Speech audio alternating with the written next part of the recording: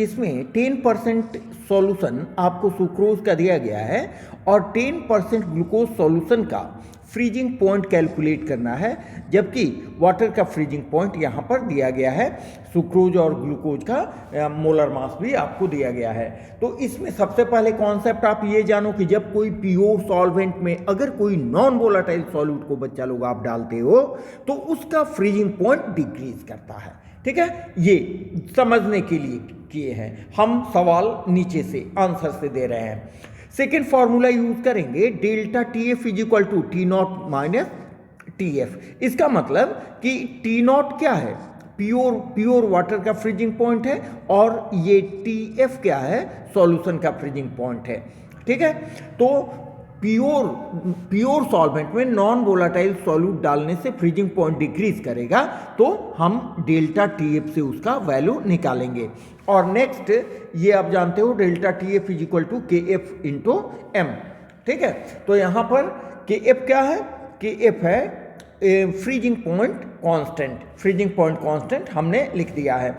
इसमें हमें करना क्या है, हम ए और बी की मदद से पहले तो हम सुक्रोज और ग्लूकोज सॉल्यूशन के लिए मोललिटी का वैल्यू निकाल लेंगे। मोललिटी का वैल्यू हमने निकाल लिया। अब क्या करेंगे, ए और बी के मदद से हम डेल्टा टी एफ का वैल्यू निकाल लेंगे। देखिए टी नॉट है प्योर वाटर का फ्रीजिंग पॉइंट, वैल्यू निकाल लेंगे तो टी एफ का वैल्यू हमें आ गया 4K आ गया। अब इस टी एफ के वैल्यू को हम ग्लूकोज सॉल्यूशन के लिए यूज करके के एफ का वैल्यू बच्चा लोग निकाल लिए। के एफ का वैल्यू सॉल्व करने के बाद हमें आया 12.311 केल्विन केजी पर मोल। ठीक है, इतना आ गया।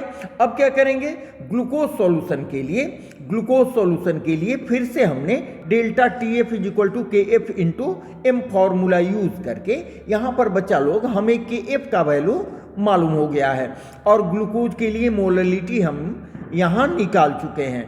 ग्लूकोज के लिए मोललिटी हम यहाँ निकाल चुके हैं।